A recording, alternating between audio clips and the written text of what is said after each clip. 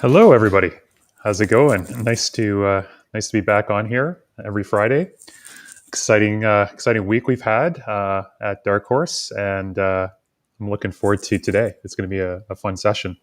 I've got a presentation prepared, or a couple of conversations prepared. Carla and I have been gearing up for this one. We're missing Paul today. He's taking a break. He's a long overdue vacation, so he won't be joining us today. But Carla and I will be holding down the fort, and hopefully we'll all be able to get some useful, valuable information out of today's session.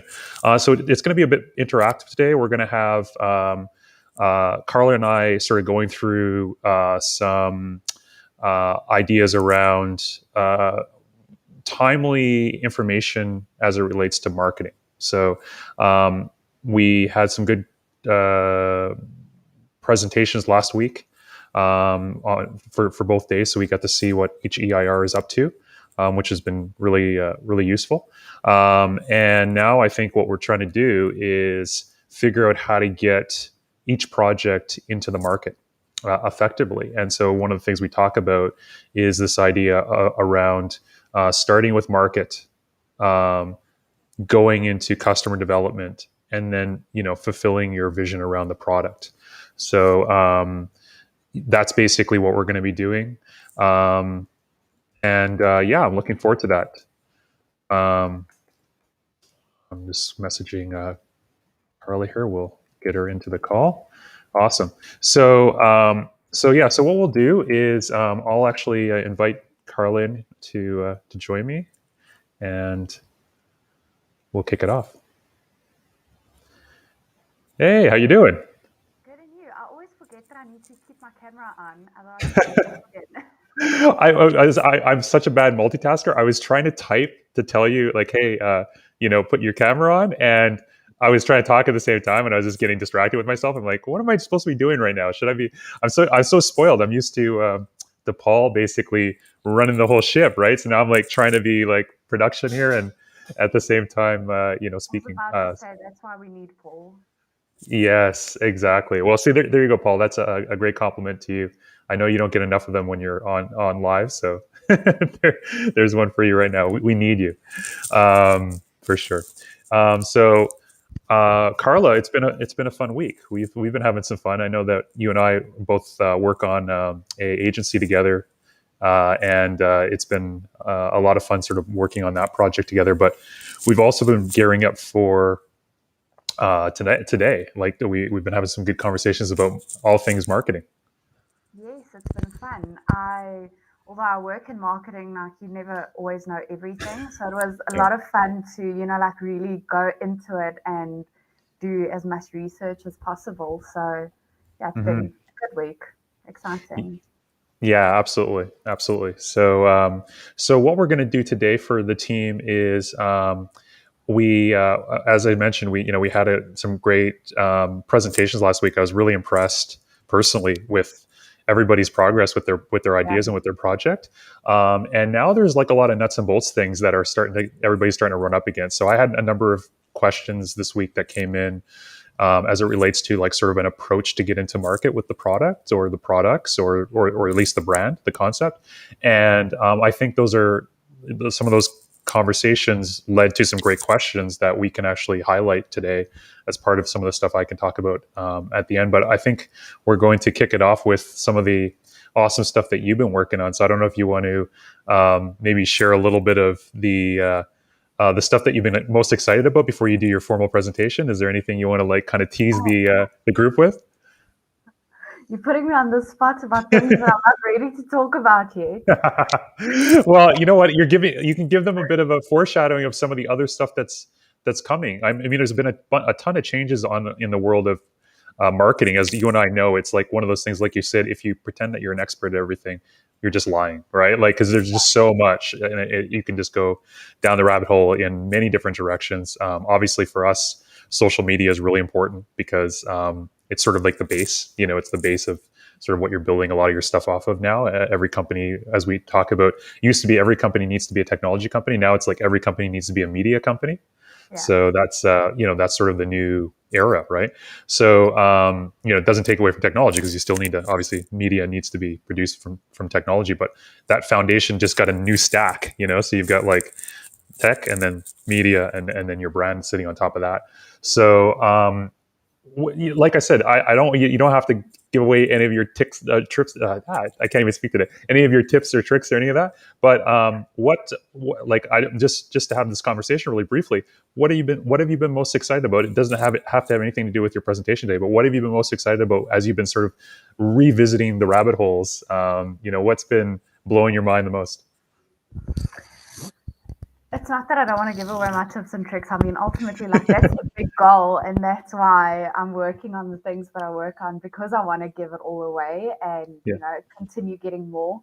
Um, but the biggest thing I think that I've realized this week and that I've really been digging into is the psychology of marketing in general, and how it subconsciously affects us without us really knowing. And like, reading up about it and doing research, I came to the conclusion that, in my opinion, the best type of marketing obviously, messes with your mind in Yeah. the biggest way, but in the least obvious way. You don't know what's really happening, but you know that, like, this is being marketed to me and I need to buy this or I need to do this.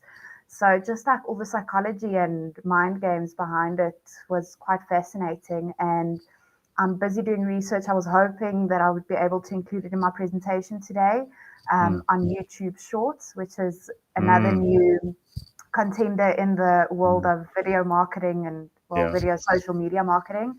Hmm. But I don't know how long it's been around in other countries, but it's very new in South Africa. It just launched here. Hmm. So there's still a lot of research that has to get done around it, but it's quite Yeah. interesting to see how all of the different social channels are just basically starting to mirror each other. And I think that there can be quite a few different opinions on it. Personally, I don't think it's very smart. Like, stick to what you're good at and, you know, why you started it. But it's quite interesting to just see how the whole world of social media has evolved so much and the impact that it has on us. Well, yeah, it's such a good point. Absolutely, and I think, yeah, like the YouTube Shorts, it's new everywhere. So not just here in South Africa, but everywhere. So it's an exciting time. There's a lot going on, and we talk a lot, but we don't do a lot of video. I always forget, like, how you're glowing. You look great, by the way. So good. I'm used to us, everybody staring at Paul and I, so it's great to have you have you as the main presenter today for at least the first half of this.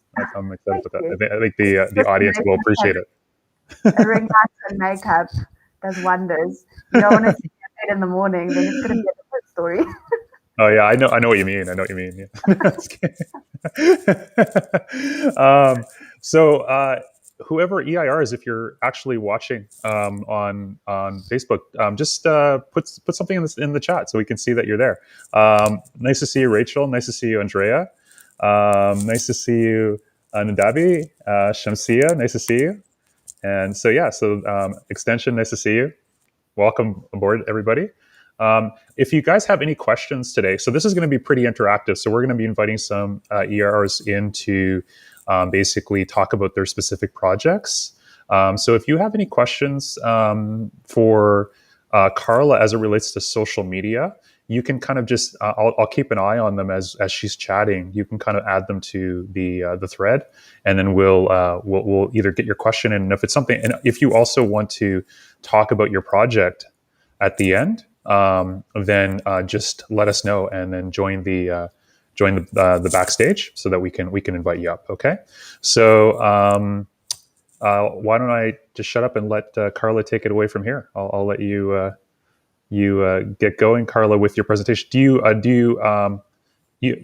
ready to share on your side, or do you need me to? I guess I think you can I've just do that. never done it, So but let's see.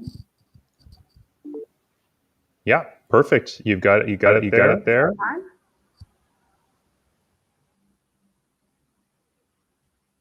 Is it good?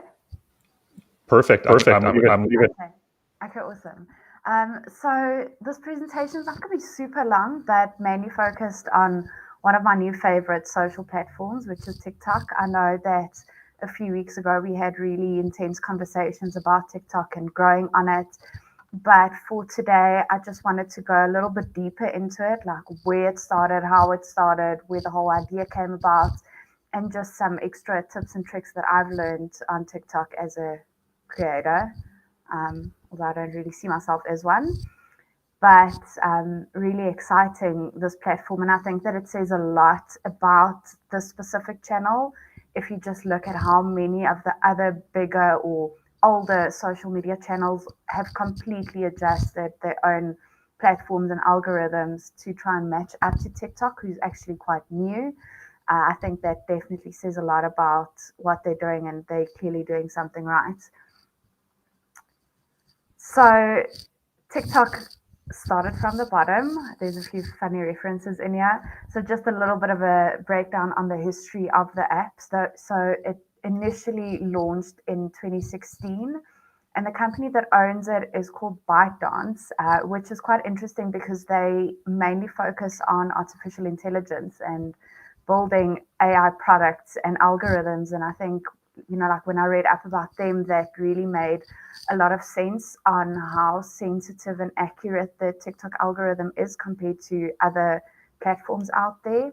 So they launched in 2016 for the first time, but in 2018 they really started to gain popularity. So in that time, a lot of the other similar apps were Vine, Musical.ly, Dubsmash, which are also, video-based apps where you can lip sync or post short videos. So those were the types of people they were playing with in the field. And TikTok or ByteDance purchased Musical.ly. I think it was just under $1 billion or something, a billion or a million, I can't remember. But it wasn't like extremely expensive. So they bought all of that software or platform, and definitely incorporated into TikTok, because Musical.ly was basically similar to TikTok, but it was just based on lip syncing videos of you like lip syncing to specific songs or music videos and stuff. So since they really started gaining traction and getting popular in 2018, the number of downloads on the Apple Store specifically, not Android, they've actually surpassed the amount of downloads for Instagram, Facebook, and YouTube in 2018 and 2019, if I'm not mistaken, which I think is really impressive for such a short amount of time. And globally at the moment, they have just over 800 million users on the app. So they've really grown a lot in a very short space of time. So where they are at the moment is with just over 130 million users. Ooh, there's a mistake on here. Um, I'm going to try and remember. I think it's close to 200 million. I might be wrong. I apologize for this. It's not globally. 100 million active users in the US, of which 44% are female, 56 male. I was quite shocked by that. I don't know why. I, for some reason, expected most of the users to be female. But funny enough, most of them are male, and 41% of the active users are between 16 to 24-year olds, which is interesting. So definitely catering to a very specific generation most of the time. But there's also quite a lot of articles on there on how the demographics and age groups specifically are expanding and growing as people are basically getting with the times and, accepting that, Facebook's not everything anymore. Let's see what the young ones are going on about. So these are the latest demographics, but it definitely is changing when it comes to age ranges specifically. And the big thing that stood out is that 90% of users are active daily. Just from my personal experience, if I had to show anyone a screenshot of my screen time and where I spend most of my time on my phone, it would be very shocking and embarrassing. But I also know that it's probably not just me. So it definitely makes sense to me that 90% of people that have TikTok are active every day, because it definitely has an addictive factor to it. I don't know if they put something in the app, but you just can't get enough. Um, and then in terms of revenue, it's been a very profitable company. So only in 2020 and only in the US, they generated $500 million, which is a 300% growth, which I think is just insane, actually. And the big thing that TikTok does is they are obviously very focused on creators and influencers. And when I mean creators, it doesn't mean the influencers with like millions of followers. Creators are just people that post on TikTok, because the audiences on TikTok is basically split up between creators, people that actually post stuff, and then there's a lot of people that have the app and that have downloaded it, but they're only viewers, they don't post content. So when it comes to creators specifically, they've allocated $1 billion for influencers, paying influencers for the amount of views that they get and likes and shares and comments and the amount of followers. And that's sort of a way to, keep the influencers to continuously post content, because that's why they'll continue making money. And the more the influencers and creators post, the more users TikTok will have. So that's quite a fun, sneaky strategy, basically. And then they also recently introduced advertising, so ads on TikTok, which you'll use to, direct them to your website or an app that you use. You can direct them to your other social media channels. So you do have the option to link your YouTube channels and Instagram in your bio. So the advertising aspect of TikTok has really started to take off. The only downside of it, in my opinion, just from my own experience, when I see ads and I compare them to the type of ads that I see on Facebook or Instagram or YouTube specifically, is on TikTok, when the ad pops up, you immediately have the option to scroll past or skip it. So there isn't really much that almost forces you to watch an ad on TikTok, which could potentially affect advertisers in a more negative way compared to Facebook or Instagram, where it just pops up and you see it. And YouTube, most ads, you can only skip after 5 seconds, and then others you can't skip at all, and you have to watch the entire ad. So that's something that TikTok potentially will improve on very soon, but they definitely were smart when they decided to bring advertising into the ball game.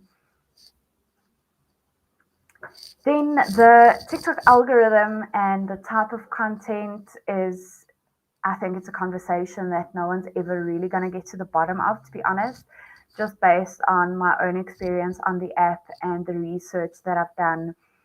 The algorithm is literally like playing the lottery or gambling, because it changes so often that when people think like, oh yes, I finally figured out how this algorithm works, it gets changed up again.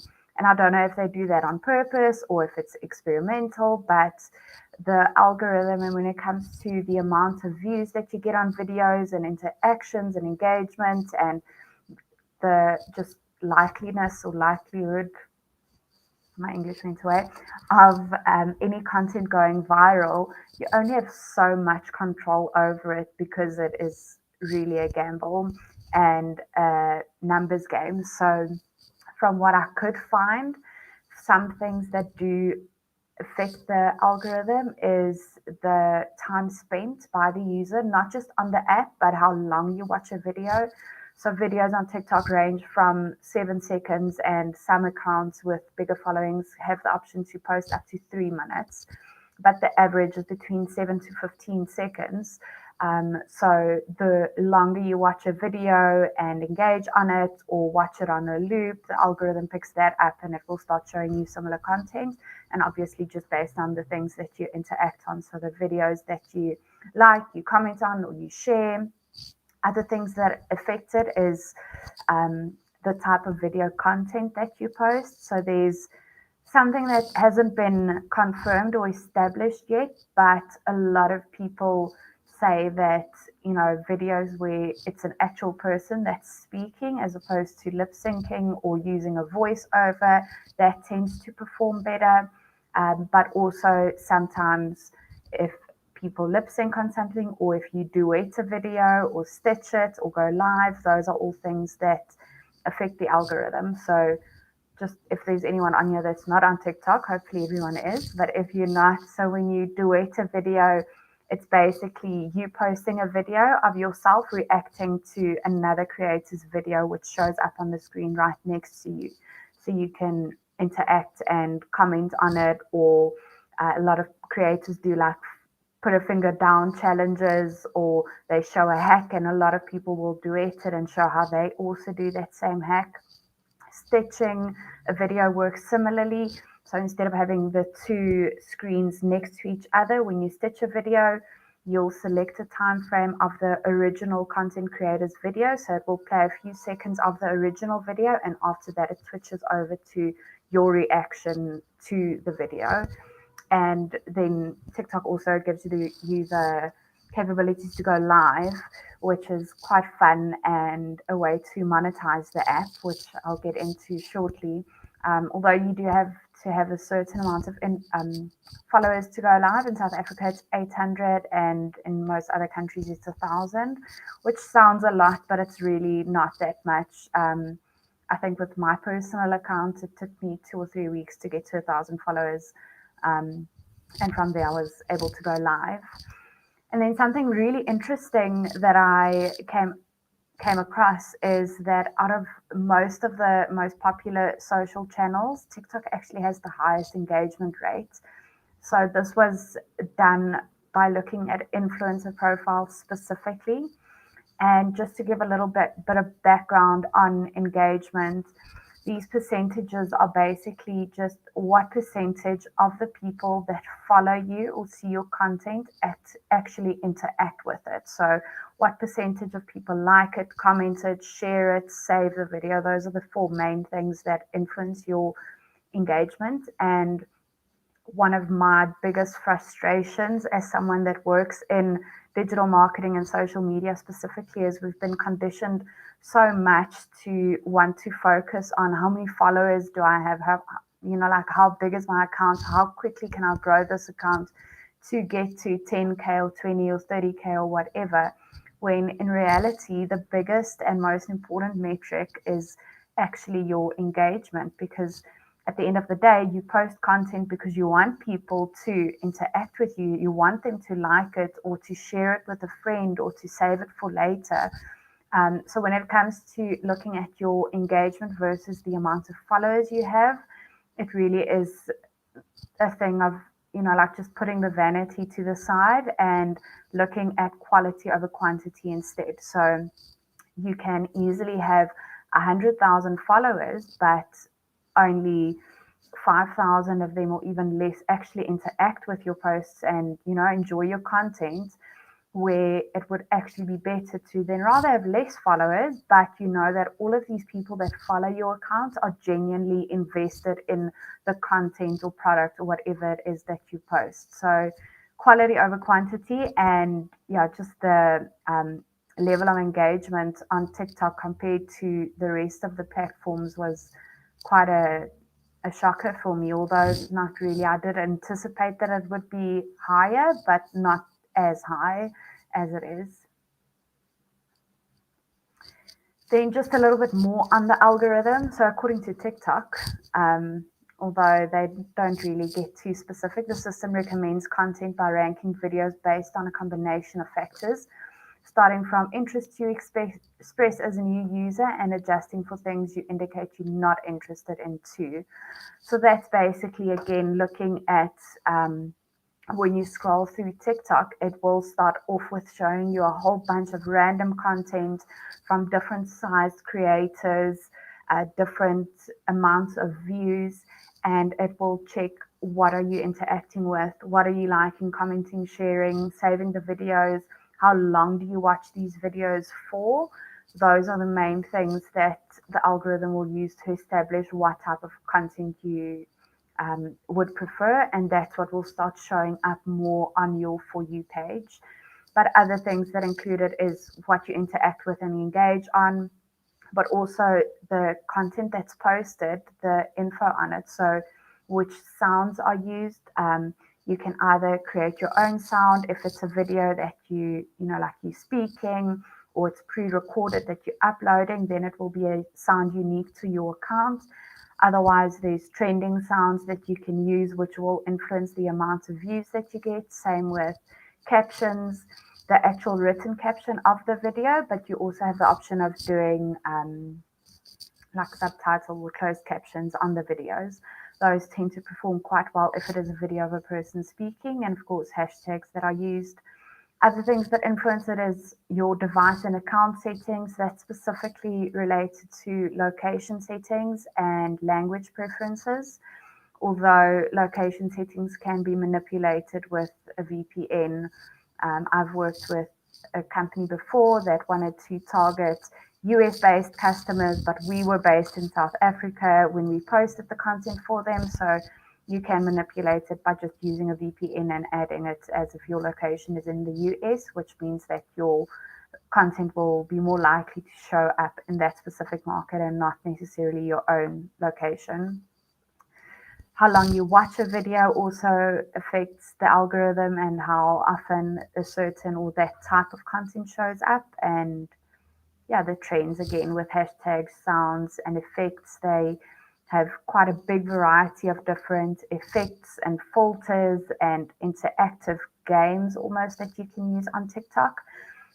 That's one thing that they do very well is updating those. So there's been a few times where creators will come up with a specific type of game or effect that they manipulate on their own side to create the video by playing with lighting or props and stuff. And literally a week or 2 weeks later, TikTok has developed something for that and they've added it as an effect. So the timing of that, they are really good, and using trending effects definitely does influence the algorithm. Then for creators and businesses, because it's ultimately all of us, like you'll either go onto TikTok as a creator and just as you as an individual and person, or you'll do it as your business, or both. They have quite a bunch of different tools and options and things that you can use to manage your account and just evaluate it and know what's going on, how are things performing. So I've added a few screenshots in here. The first one is what the discover page looks like. So this will generally, as you scroll down, show you which hashtags are trending. So you can see what's the hashtag, how many views does it get on average, and then it shows you a few videos that have the most views under that specific hashtag. And the same with sounds that are trending at the moment and how many views they got, and the trending videos that are using that sound basically.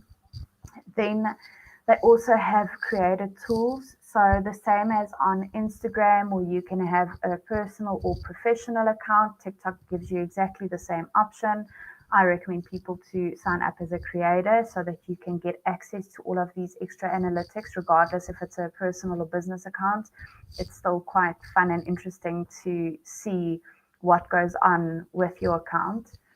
So with the analytics, they are very detailed compared to some of the other platforms out there. So you have the option to look at the last 7 days or 30 days or 60 or 90. You can see your engagement, so how many people viewed your video, what's the growth, how many people perhaps saw your video, and from there they went to your profile, how many people liked it, comments, shares, followers, how many times you posted in that week. These are obviously not the best numbers because it's my own account screenshots, so don't judge. Um, Same for going live. So when you do go live, um, you'll be able to get analytics on how often you went live, how long it was, who were your top viewers, your top gifters. Unique viewers are people that came across your live or your account through the For You page or algorithm. So that's really insightful information. If you do go live, I don't, not often. Same with your followers, you can keep track of what happened to your followers. How did it increase, decrease? Did it just stay stable?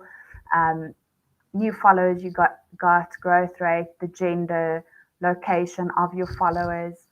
And something that's really helpful is your follower activity, so that you can see when are most of your followers active, and that will then of course indicate when the best times to post are.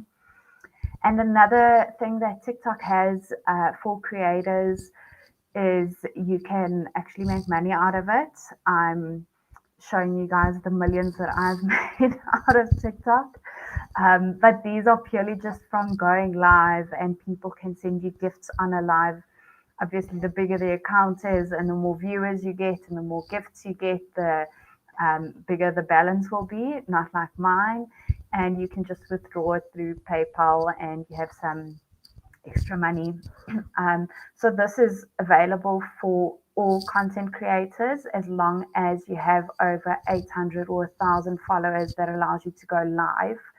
Then for the bigger creators and influencers, it really varies by country. In South Africa, it's not available as the Creator Fund, where you have to have a certain amount of followers and average amount of views on your profile. And once you qualify to become a part of the TikTok Creator Fund, you get paid for views. So the more people just watch your video, the more you'll get paid. So there's two different ways that you can actually generate some income from TikTok, should that be the direction you want to go into. Then to TikTok or not, one of my favorite sayings is why not? Um, I saw quite an interesting video when I was doing research on this of someone that said, like, and that's why the whole demographic of TikTok is changing so much, because it started out with, like a lot of youngsters, teenagers starting on this app, and a lot of older people couldn't understand, well, why are you so obsessed with this? Why can't you get off of this app? And they basically finally decided to just get out of their caves and also join it. And that's why the demographics and age ranges quickly adjusting accordingly. So obviously, I mean, I'm not going to say yes, you should be on TikTok, but if you can give me more reasons why you should not be on there as opposed to why you should, then that might be a different story. And then I've listed a few things that I've picked up based on my own experience when I started with TikTok, but also just conversations that I've had with friends and family and clients, the reasons why people are so scared of this app. And the first thing is that, like, oh, I'm too shy, or I'm introverted, I'm uncomfortable, like I can't just look at my phone and record a video and post it. And my answer to that is that it's exactly the same to everyone. I don't think that there's any human being that just is naturally born with the ability to be super comfortable in front of a camera. But again, practice makes perfect, and if you're not perfect at it, then just fake it till you make it. But what really helped me is knowing that all of the other creators out there also started where I did. They were also shit scared to go live and talk to strangers, or to post a video exposing themselves, or like just talking. That's something that I, for some reason, struggle with, is I'm trying to overcome the fear of posting videos where I speak. I don't know why it's an issue, but it is. So that's one of the big reasons why people are trying to, like try and avoid TikTok. Other thing is, where do I even start? So it's quite simple. You want to start by creating your account first. That's the obvious one. So creating your account, searching hashtags and other similar accounts related to your industry, specifically if you want to establish your business on TikTok. So go check out hashtags that are relevant to your product or service that you have, research them, save them. A lot of people basically copy each other on TikTok, or just get inspiration from there, and then you must just break the ice and post basically. The other thing, and I think that's ties in with people not wanting to post because they are introverted or shy, is that we are so scared to be judged. And I think that's a fear that most people have in life in general, not just when it comes to social media. And the biggest mindset shift that I made when it came to being scared of, like, oh, what's this person going to think of me? Or what if someone that knows me personally sees me? Um, the day that I realized that it doesn't matter what I do or what I say or what I look like, people are going to judge it anyway. So why should I care? It's not worth it.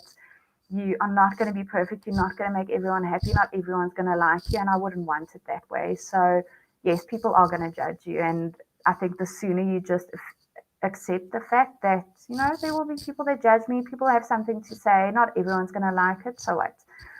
At the end of the day, it's not going to directly impact or influence your own success or your business or project success.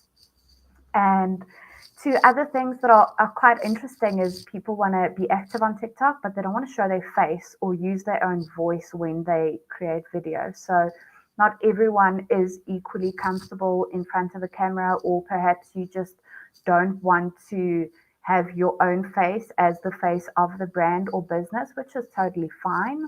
It is not for everyone, but the benefit of TikTok is that you have so many options of content that you can create that you don't have to speak or you don't have to show your face. So you can do videos where you use closed captions, or you can do a voice over, um, what's it called now? Direct to speech or something, but it's like Siri talking basically. So you don't have to use your own voice. You don't have to show your face if you don't want to. You can do product based content that just shows packaging or product where, like your hands will maybe be, but you don't have to show your face. Although people like putting a face to a brand, I also know that not everyone's equally comfortable with it. So it's not like a prerequisite or, like you have to do a face reveal in order for you to be successful on social media, because that's not the case at all. And the other thing is, I don't have time or I don't know how to create content. So when it comes to content creation, again, practice makes perfect. Something that I did quite often is I would see videos that I want to recreate, or I would have an idea of something I want to do, and I just practice it and I do it over and over and over until I'm finally happy with it. Sometimes it does happen that I post something that I actually don't even like, and funny enough, those are the videos that perform better than the others. So just going for it, but also there are so many tutorials and hacks available on TikTok itself, but also on YouTube with tricks on how to edit videos, which you do on TikTok, which makes it even more convenient. And then the time thing is something that, like over time it does get better. I'm not going to lie and say that it really takes 5 minutes to create a video on TikTok, because that's not the case. Not for me. Maybe for other creators, but for me, like it really is quite a time consuming activity to, like go and research content, get yourself to look and feel presentable to be on camera, create the video, do it over and over and over again, because we mess up and it's human.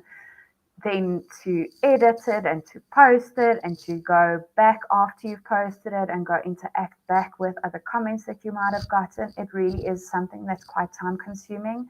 But the more you do it, the easier it gets, the more comfortable you get. And I just think that the possibilities of this specific social platform and the things that you can get out of it is definitely worth investing time and planning out, certain amount of hours per week that you solidly just focus on content creation. And I'm making TikToks for today, and that's all I'm doing. You can save it in your drafts and post it when you want to. So they definitely make it quite convenient and easy to use, in my opinion. So these are just the main, like concerns or things that keep people back from posting on TikTok. But I would love to hear what else you guys have that might be blocking you. And this is my way of saying we'll do a Q&A. So you are welcome to pick my brain and ask me questions. Hopefully I'll have answers to all of it. But yeah, I hope it was helpful.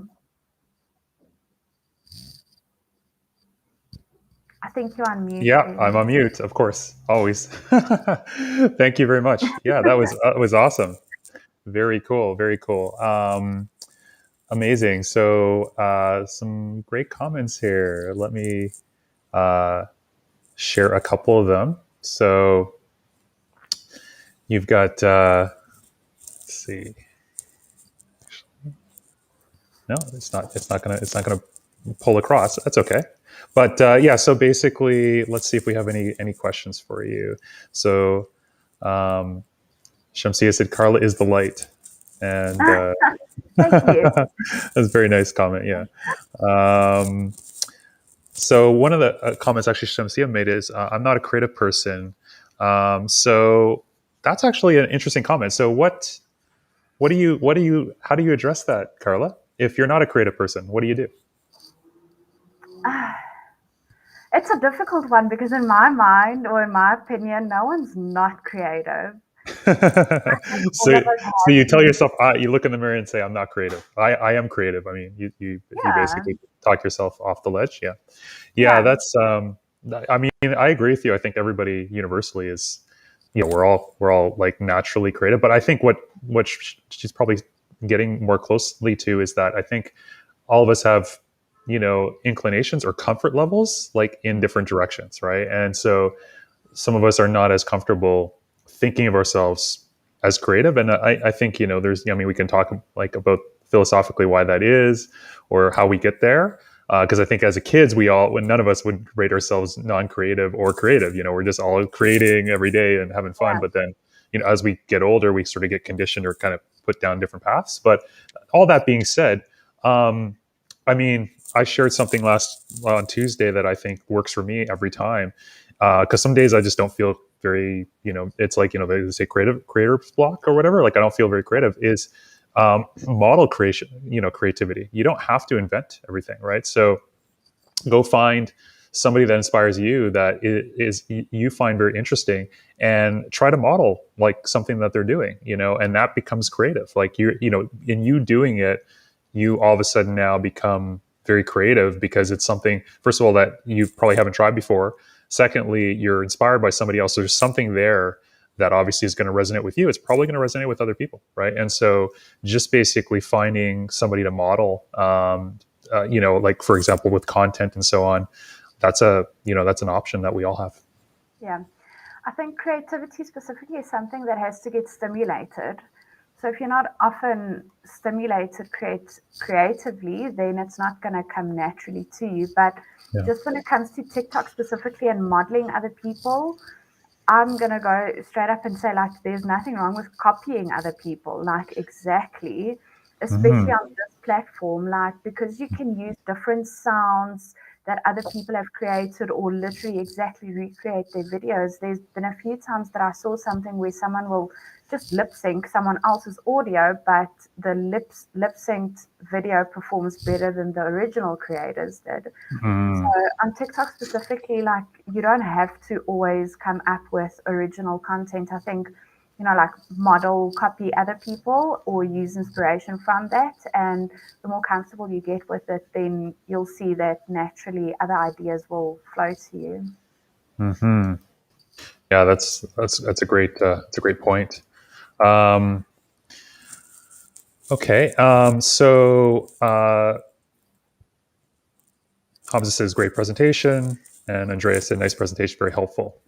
Yeah, I think there's like a lot of really good stuff there. So, Carla, are you more excited about TikTok than any of the other channels at this point? Is that the channel that you think is like the biggest game changer in 2021 right now so far? Yeah, definitely. I think it's clear just based on how all of the other channels are adjusting to Mm. try and compete with TikTok. I mean, obviously, then it is.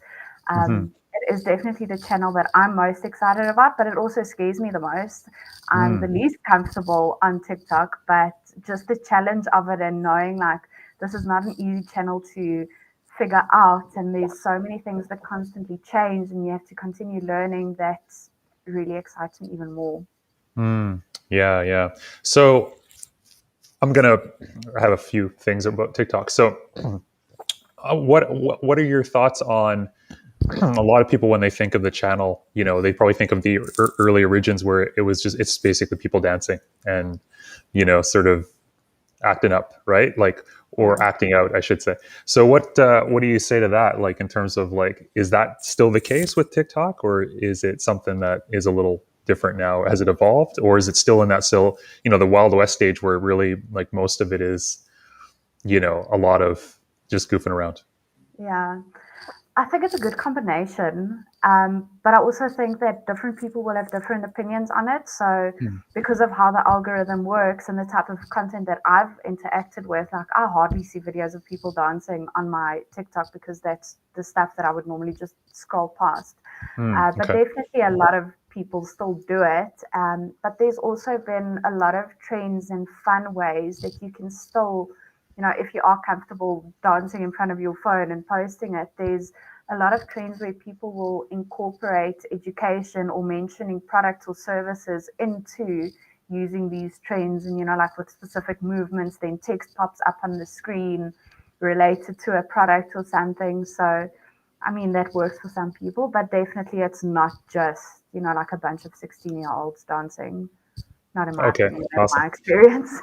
Awesome. No, and you know what? I know some of these answers, but I think it's good for our IRs and the people on the feed to kind of, these are questions I think some of us have, so I just want to kind of get them out there. Who shouldn't use TikTok? Like what brands or what individuals shouldn't be using TikTok? Is there any? Uh, I don't know. I don't think so. I can't think of anyone That's like good. That's a good right sign. at the Yeah. top of my head. Like I can't think of, Hmm. like I'm just thinking of like in the agency if we ever had to get a type of client, like who would I be like, no, don't go on TikTok. Um, I don't think there is any. Yeah. But it's also possibly because it's still such a new platform Hmm. that people are experimenting a lot. I'm sure some types of brands or companies get a lot more traction and attention on TikTok, especially, like people that have physical products that Yeah. can do packaging videos or content creation around creating the product, as opposed to someone that just gives a service. I think it might be a bit more challenging for some industries compared to others, but I don't think that there's anyone that shouldn't be on it. What about B2B or SaaS companies? Business to business, like physical goods companies, like wholesalers, by example, or SaaS companies. I know our program everything's pretty consumer driven, but just curious, like is that something that you've sort of seen on TikTok? Is that something people are trying? In the marketing industry, definitely. So the Hmm. type of content that gets produced for, like different types of businesses or projects would be completely different. So if it's focused on consumer, you'll obviously, showcase your products and the whole journey and all of that behind it more. Where when it comes to services or software, I would recommend rather focusing on more educational type of content on how to use it and, like references of how the product, well, service works and just education on the whole industry as a whole and use it more for a tool for brand awareness as opposed to directly generating sales or getting clients from it. Hmm. Cool. So I'll read this to you because it's a little longer. But do you have any suggestions for creating content to marketing a service? When I started local provisions, this is Rachel. I was marketing a product, but now that I'm pivoting, I need to find a creative way to market a service. I don't have physical. Sorry, I'm going to turn it off so I can actually read it to you. I don't have physical products anymore, so I'm a bit stuck on how to showcase my new business idea, especially since I don't have an MVP yet.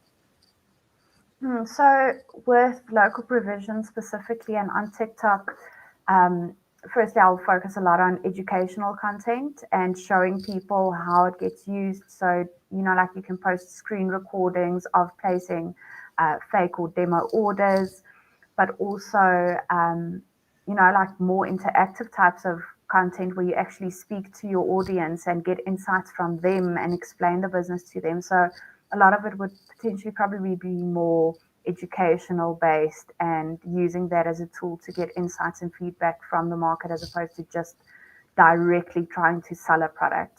Mm, cool, that makes sense. Extension mentioned he likes the analytics part of TikTok. It's so insightful, and said it was a great presentation, very very helpful. What do you think about analytics, Carla, compared to like how sophisticated or how good are the analytics compared to say Facebook is pretty famous for like how much analytics you can pull. What is how does TikTok stack up against some of the other social channels? I think they're definitely almost on the same level. The Nice. biggest thing for me, because the type of analytics that you get on both are very similar, Mm. but with TikTok, just like gaining access to the analytics and being able to see everything on one screen with graphs, and it's a lot easier and quicker to get all the information that you would want compared to Facebook and Instagram. But I think that they are very close to being on the same level. All right. Well, that's great. Well, I think the moral of the story is experiment with TikTok. Yes, it feels like If it you're needs especially, to. yeah, absolutely. Especially if you're a consumer brand, I think, Yeah. and the thing is that it's nowhere near as saturated as, say, for example, some of the more mature channels, right? So you're going to have way less competition, even though obviously it's still growing aggressively and there's more brands going on every day. I think there's still a lot less, there's, the growth trajectory is going to be pretty extreme for brands getting on in 2021. So Yeah, that's definitely. yeah. So great. Yeah. Thank you very much for sharing, Carla. Appreciate it as always. Always fun hanging out with you. I'm going to jump to the next presentation for them for the EIRs. Awesome. I'm excited. Awesome. I'll see you after.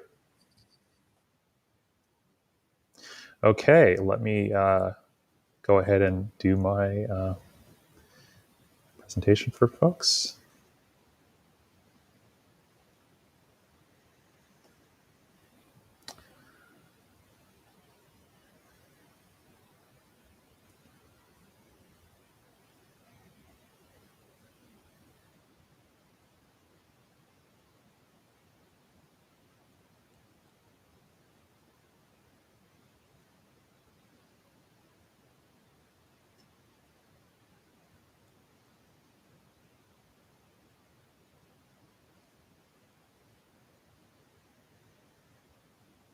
It's hard to multitask when you're actually doing it's something good to learn. Doing the hosting and also trying to navigate the equipment. Okay, so this is a presentation on traction. So it's again um, a continuation of I think the conversations we're having is how to get into market. So I'm going to kick off where I left off. I think in one of my last conversations, which was the idea around um, reversing the direction that you take your product.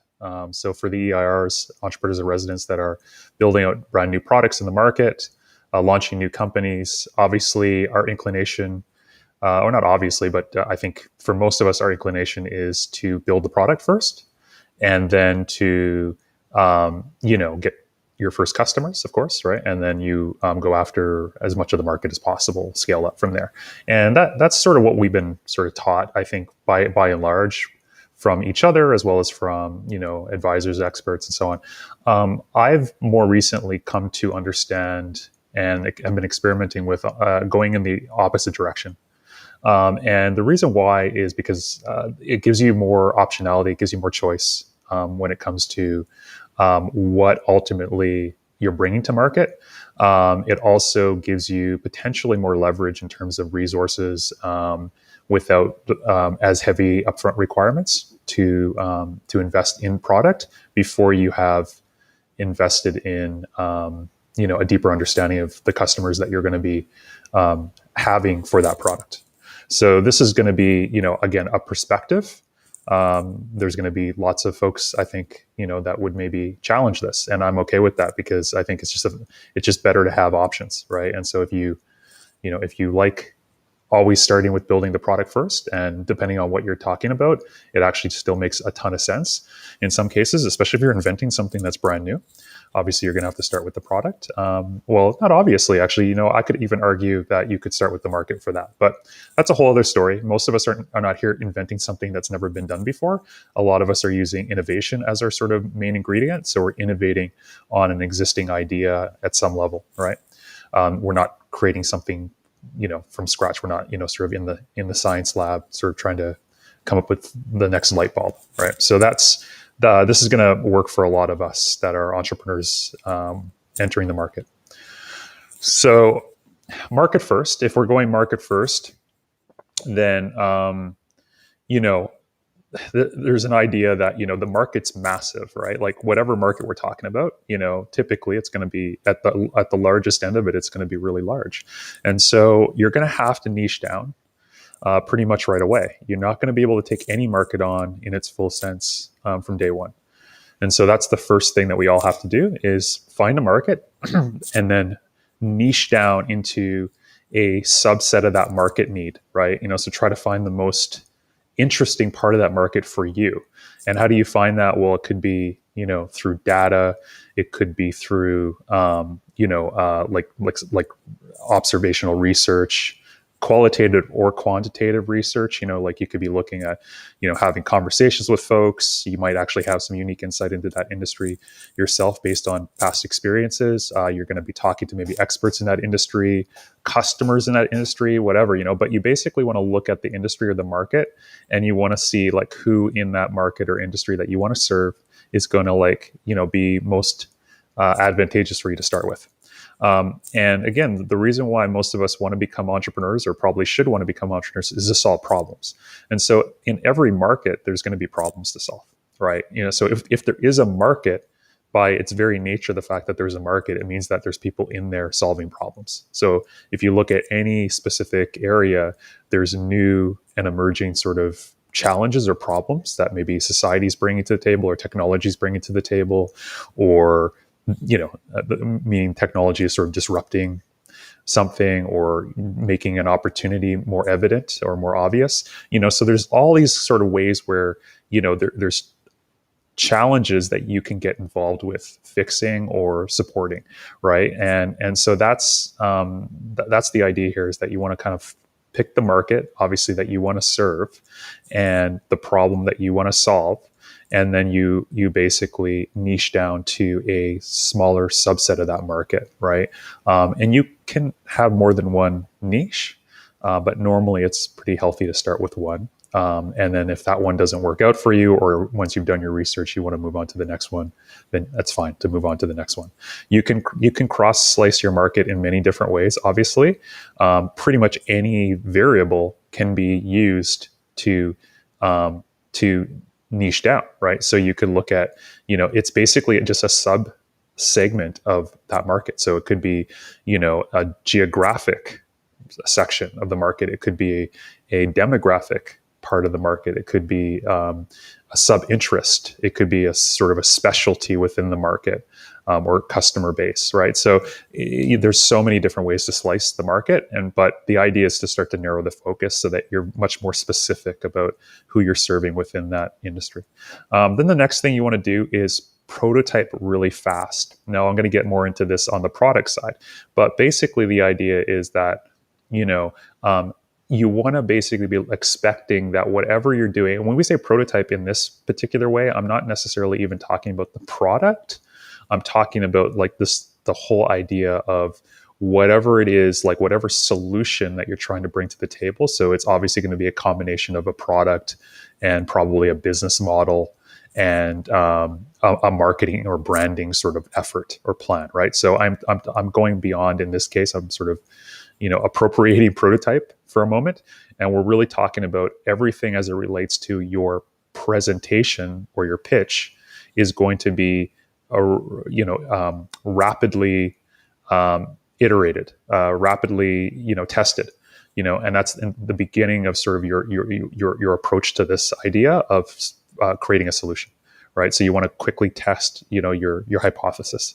And then you basically also want to measure up. So you want to basically, there's this idea of like top down and bottom up sort of marketing, market size analysis, right? And so, a lot of us sort of are you want to create obviously a compelling and an attractive argument to why this is an important thing for you to be working on. And so one of the ways you can kind of look at your market is you can say, well, this entire market, if I grabbed only 1% of it, I would have 1 million customers, or what whatever the number of dollars or customers or whatever. And that's very it's not using the math really correctly. So it's really difficult to kind of just arbitrarily assign a percentage of any market to your startup in the beginning. And it's a great sort of mission to say, hey, I want to, go after a percentage of this market, but to start using that to basically, you know, plan your business model around it's really hard for you to get that in any way accurate to what's really going to happen once you get into that market, especially when you start factoring timelines. It just becomes very like unrealistic most of the time.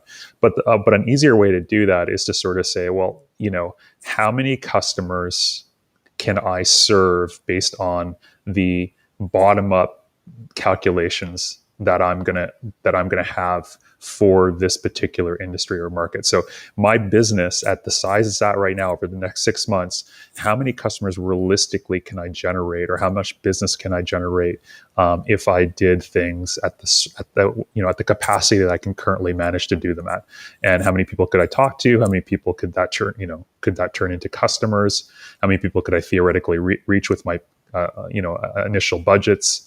And resources, so those are the ways to kind of start to look at it. So when you start to do the math, it starts to look a lot more realistic because you start factoring in your time, your resources, your money, all of that stuff. And then that's what you're going to be focusing on. You're going to be focusing on that type of market goals. And it's always really important to start with goals. You want to have some goals. If you pick a market, you want to be like, okay, well, I want to get, a certain number of customers. I want to get a certain amount of revenue booked or whatever. And that's really important. Pick some goals and put that into your initial plan, and make it realistic. So challenge yourself, but make it realistic. So say if it's going to take you 3 or 4 months to sort of like get into market, then put your goals 3, 4, 5, 6 months out, right? You don't put your goals a week away if you're not going to be able to meet those challenges. Okay, so if you look at market, customer, product, really what drives all of this is not the product. What drives all this is not even the market. It's going to be your customers. And I say your customers because, again, once you start niching down into that market, you are creating a whole unique sort of customer base and market base for your product or your service, right? So everything that we do at Darkhorse, everything we're thinking about doing is all around sort of this sort of idea of customer-driven development, right? Product development and company development. So the next step, again, after market is, the most important one. So, you've sort of gone in and you've sort of theorized, you've come up with a way to start to rapidly, test your ideas, get out there and start thinking about, how am I going to get in front of people? But now the job is to actually get in front of those people. So, you've sort of done the strategy, and now you're actually going out and doing the tactics. That's really what customer development is versus sort of market planning, right? You're actually now on the ground. You're not up in the air. You're not sort of like looking at the whole, picture, the big picture. You're basically now in the arena with the customers. You're now having conversations, right? So when you're on the ground having those conversations, these are some things to think about. You want to make sure that your product that you're building, or your solution that you're building, I should say, is unique and remarkable. Okay, so think about it this way. It's better to have something that really stands out in the market. You don't have to invent something brand new, but you should have your version of something be remarkable and be unique. Okay, and so that's something that really think about. You don't want to just be, you don't want your brand to just be another sort of lost in a sea of commodities. Like you don't want to do that. It's going to be very, very difficult for you, and especially if you're sort of mission driven and you want to basically improve society with your product or service. Well, you know what? It needs to be remarkable, because that's what's going to improve society. It's not going to be the same old, because that's going to get us exactly where we are now, right? So you're going to have to come up with something that's better, more impactful, more maybe environmentally forward. Maybe it's more energy efficient. Maybe it's just a better quality service or product. That's what you're going to need to do in order to basically win into the future, as well as have that impact that you're looking to have as an entrepreneur and a product developer. The next thing you want to do is you want to make sure that you know what you're building from the lens of how important is this going to be. There's different types of customers. There's customers that buy things from an emotional sort of emotionally charged direction, and then there's customers that buy things from like a practical direction, right? If I go pick up some batteries, at the local, shop, that's a practical purchase. That is not an emotional purchase. Like that's not going to be, something that, I think the only group that's trying to make, batteries an emotional purchase is maybe Tesla with their power block, batteries or rechargeable, blocks or whatever. But most batteries are not going to be emotionally charged sort of purchases, right?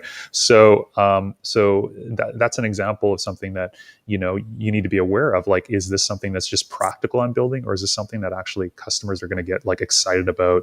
They're going to feel like connected to on a deeper, more emotional level beyond just sort of the logic of I just sort of need this thing. If it's something that you're building that is a painkiller, it means it's something that people can't, they really need. So again, there's probably going to be an emotional charge to it.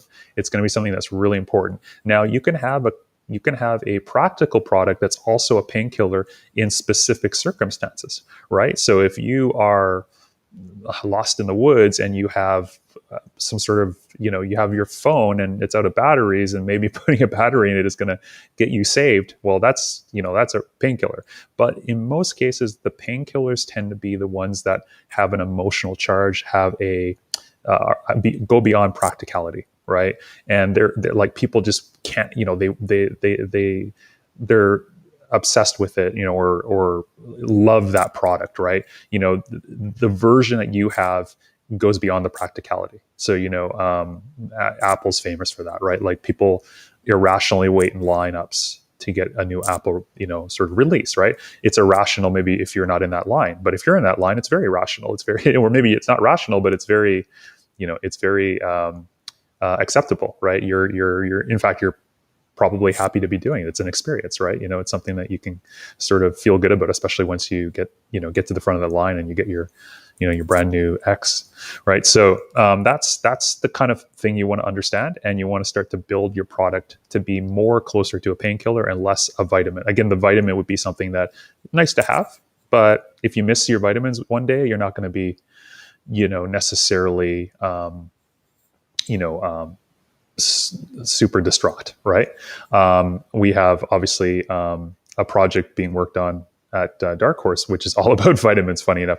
And so how is that vitamin product going to become more of a painkiller? That was a question that we had for ourselves when we were talking to Amani and talking about her product. Is like, can she bake in some sort of way for her product to be a little bit more of a painkiller than just a standard vitamin sort of pack that people will leave on their shelves and maybe not use, even though it's good for them, right? So again, this can be applied to any product. Any product can become more of a painkiller and less of a vitamin, and vice versa, right? Narrow your focus. Again, keeps going back to niche. More and more specific and focused you are in the beginning. Eventually, you're going to scale up. You're going to take on the whole market one day. Hopefully, you're going to have much more, diverse customer bases, not just one customer base that you're starting with. But don't fool yourself into thinking that you can tackle every different type of customer at once. So many, talented people have tried and have had a very difficult time doing it, if have ever succeeded with that model. It's really, really hard.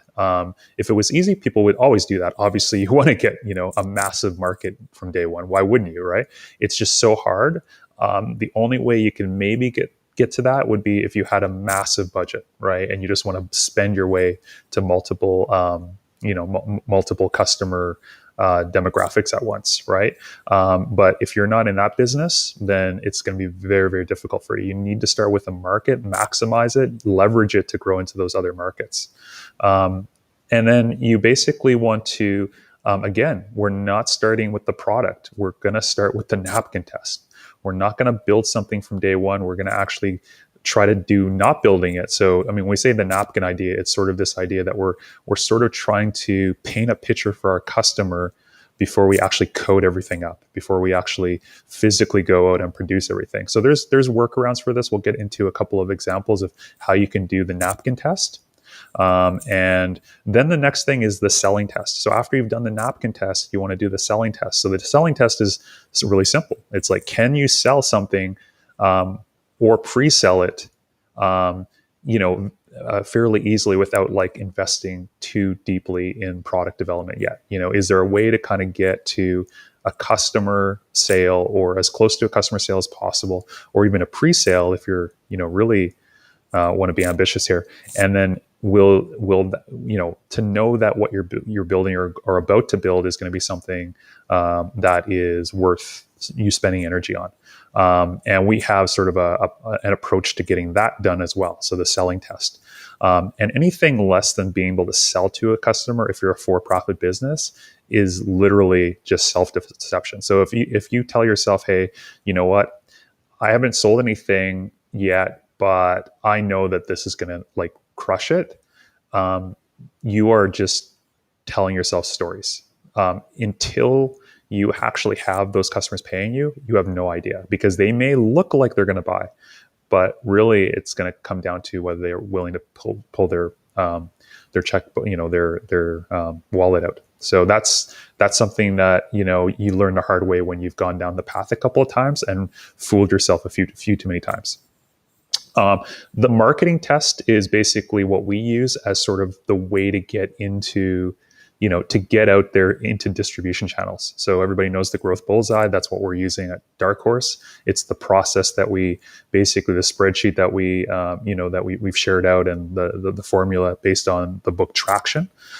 So that is something that we really endorse as the best tool we've found so far to bring an early stage company through a process to get into market using various channels, and being able to prioritize the ones against each other. So now let's talk about product development. This is the part that everybody, obviously is excited about. This is now you're actually bringing something into market, right? So let's talk about it. So there's building your prototype out. Okay. And so the way you build your prototype out is you want to go super lean in the beginning.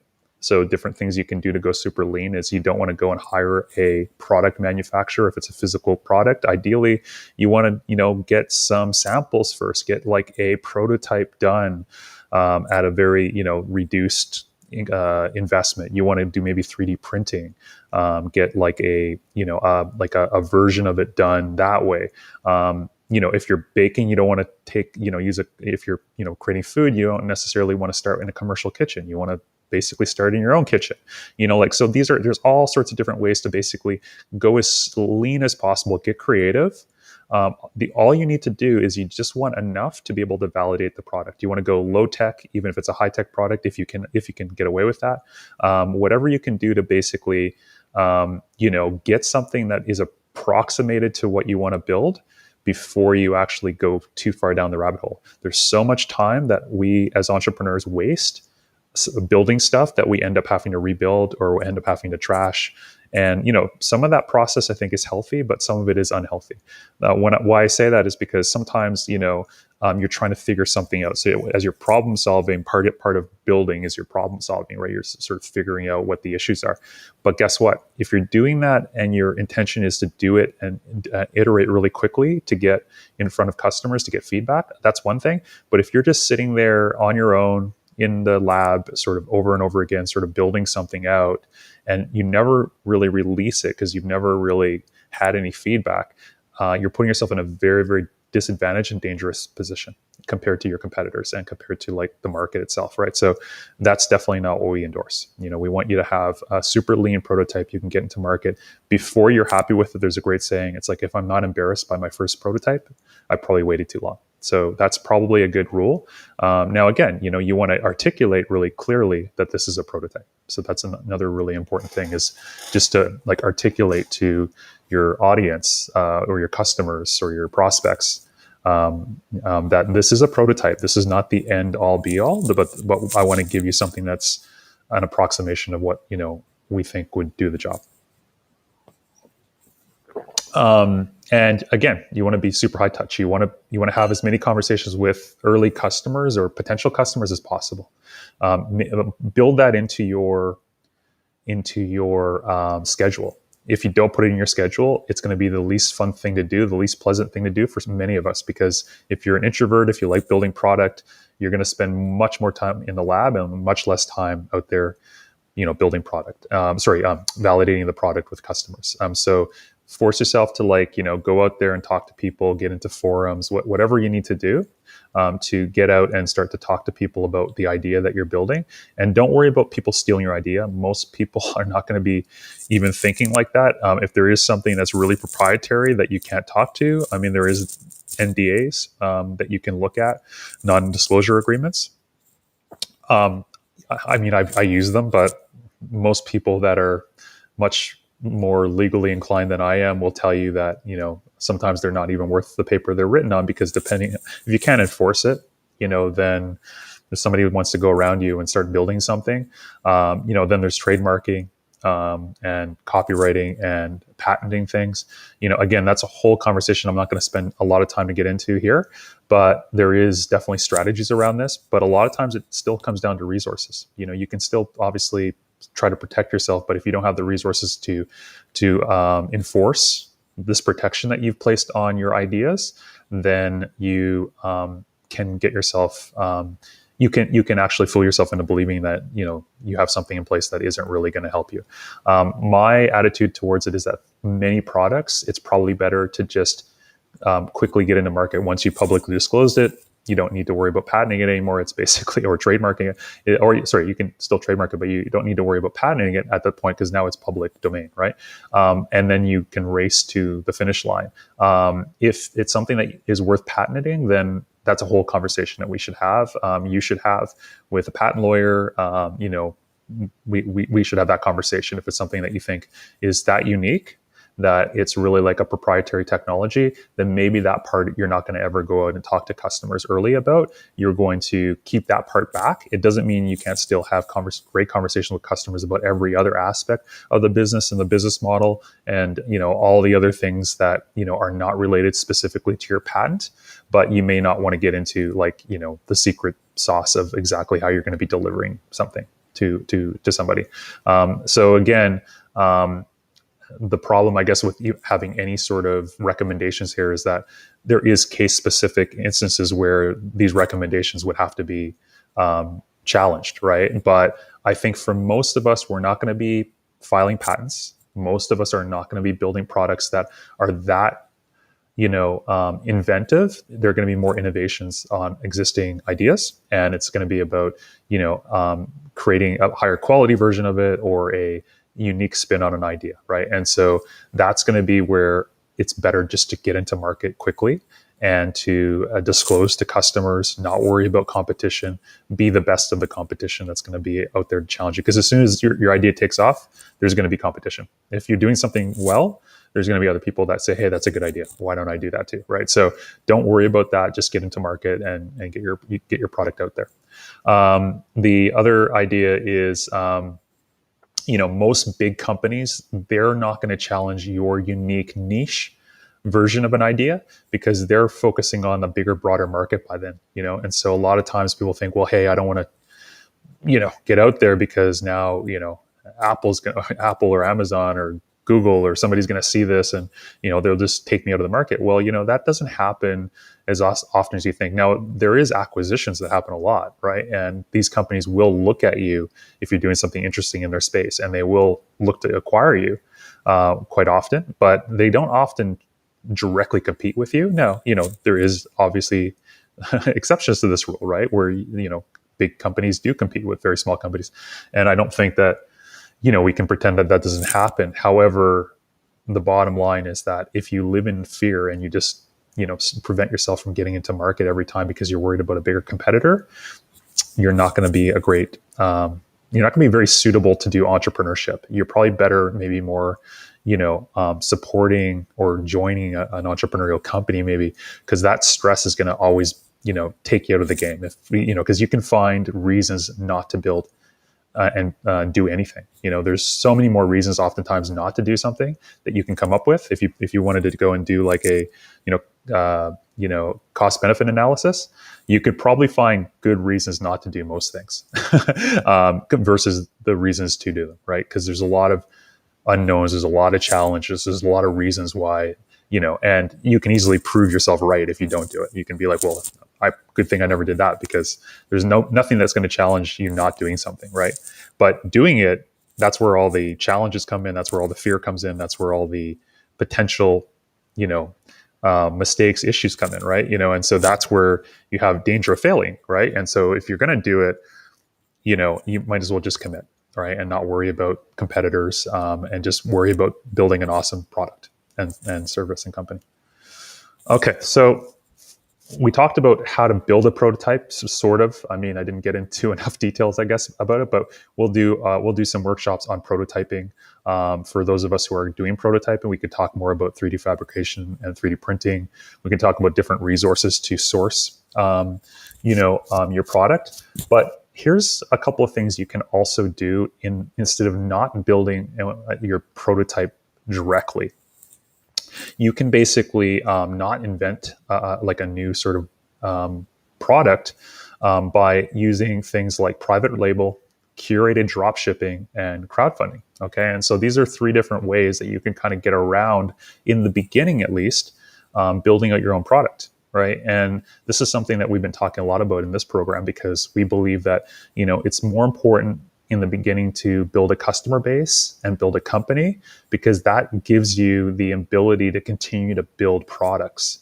And so instead of getting obsessed with that one first product that's going to get you into market, be more obsessed with the customers that you want to keep serving over and over again with additional products and services. And that customer base that you grow will afford you the luxury of being able to experiment well into the future with new products. But how do you actually serve them in the beginning? Well, in the beginning, how you serve them is maybe finding another product out there that would actually serve that market as well as you could in the beginning.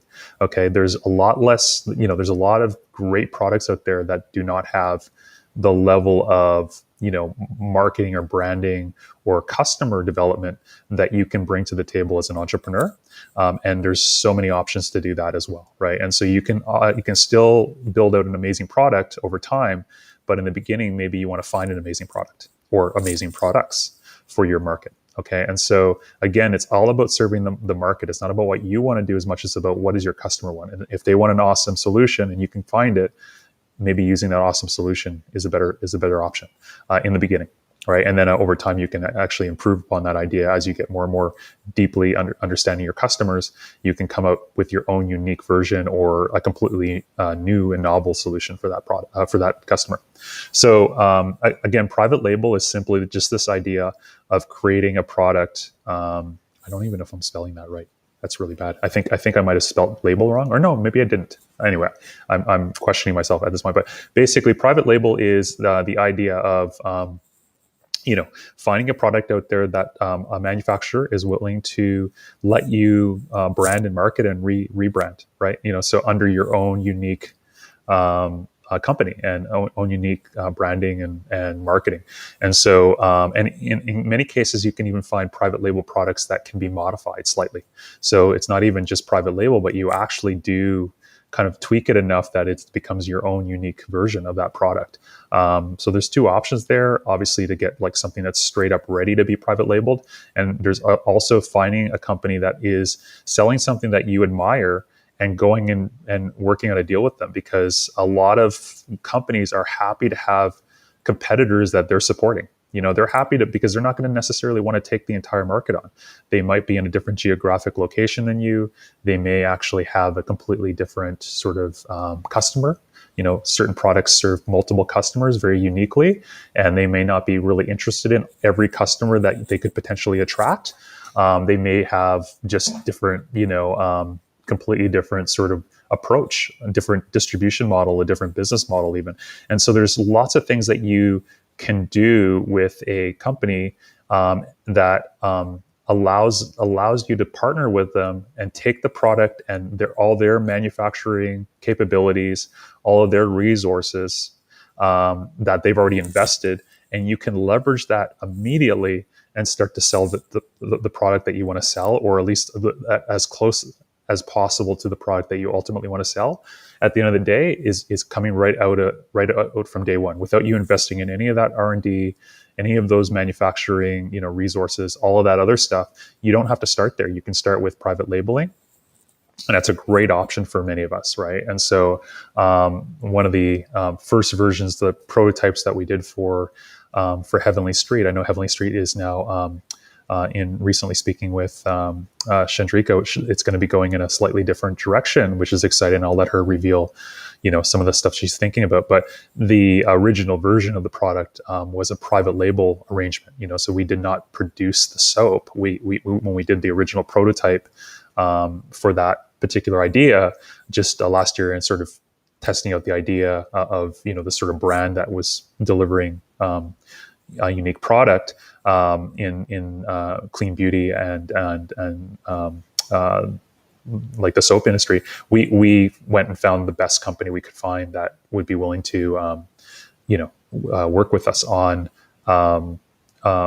creating our own product, right? And that was sort of the arrangement that we built, right? And it was more of a private label arrangement versus us going in, creating our own first versions of the soap.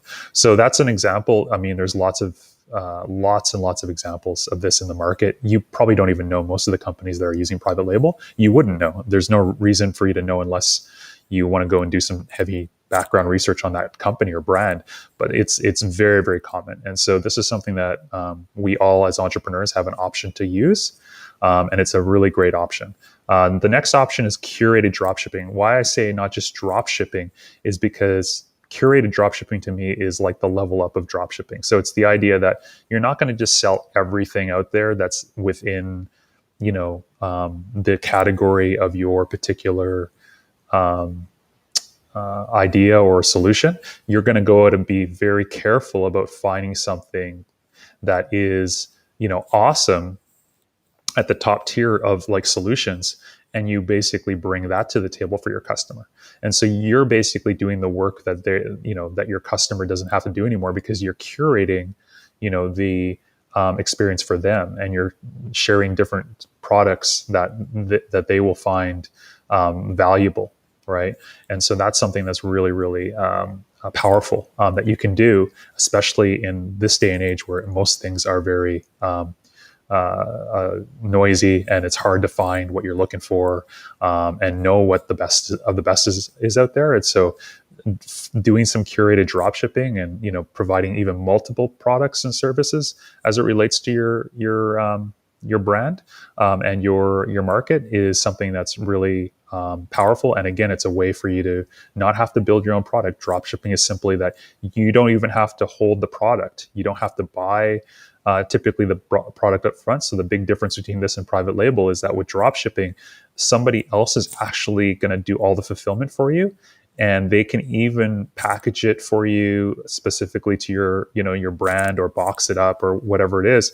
But you're not even basically buying inventory at that point. You're literally just marketing and selling, and then you take you sell for a specific price. The product gets shipped on your behalf, and the manufacturer or provider is getting their cost, and then you're getting the markup, and the difference, the margins go to you, and you're not taking all of that risk. So the margins don't tend to be as strong as maybe in private label, or if you're obviously building your own product necessarily, but the risk is way reduced. You can start way faster. And if you're curating some really awesome stuff there, it can be an amazing experience for your customers to start with, right? And again, as you grow customers, there's nothing to change from going from drop shipping to eventually private label to eventually original, manufacturing. Like there's nothing to stop you from going with your customers through a journey. But we're talking about how to get into market. So this is why these are really powerful ideas to get into market initially. And then the final one here is, if you can't find anything private label or curated that you want to actually, serve your customer with, because you just have that, sort of perspective, and there's something that you're dying to build, then my top recommendation, if it's not going to be something you can build in 3 months or less, is to crowdfund. Okay. And crowdfunding is a really powerful technology, essentially, that you can use now to basically pre fund your idea. So everything else we're talking about here, we're describing pre funding. So when you private label or you do drop shipping, there's nothing to stop you from continuing to build your company with only drop shipping forever or only private labeling forever. But there's also nothing to stop you from taking some of the resources, some of the profits, and investing them into your R&D, your research and development of a new product or service that's completely unique to your company. So there's nothing to stop you from doing that. But guess what? Crowdfunding actually circumvents that. So it's sort of the cheat code, if you will, of getting around that. If you say, I only want to start from day one with a completely original, unique, invention, well, then why don't you see if a customer would actually be willing to buy it from you before you invest all of your time and energy into something that may or may not actually ever matter. So that's why crowdfunding is sort of the democratic vote, if you will, of your idea, right? And there's an art to crowdfunding. If anybody here in our program decides that they want to do crowdfunding, I've done a ton of research on it. I've met a lot of great crowdfunding marketing experts. I would not consider that anybody in our program currently a crowdfunding marketing expert that's a coach, but we would bring in a special coach to support that initiative. I've also done a bit of work with Indiegogo, which is one of the biggest crowdfunding sites. We did a bit of a partnership with one of my previous companies. So I'm very familiar with how their platform works, and they've given us some amazing tips and tricks from the past that we can share in a workshop with the group, or even invite Indiegogo in to maybe do a presentation. And there's other great crowdfunding platforms out there too, like Kickstarter and HeroX and a bunch of great ones. So basically, that's a really powerful option for all of us as well. So as an entrepreneur, you got to get creative. You can't just think like everybody else. You got to say, how can I have an unfair advantage? And one of the ways is to understand that you can not build your prototype initially and still get into market, right? So this is probably the most important slide in this part of the presentation. Okay, I know that was I spent a lot of time on that, but I think it's important. I really want to reinforce it because I think if you don't know any better, everybody follows the same path. Like if you put 10 brand new entrepreneurs in a room, they're not going to think about drop shipping. They're not going to think about private label. And they're not going to be thinking about crowdfunding. They're going to be thinking about prototyping.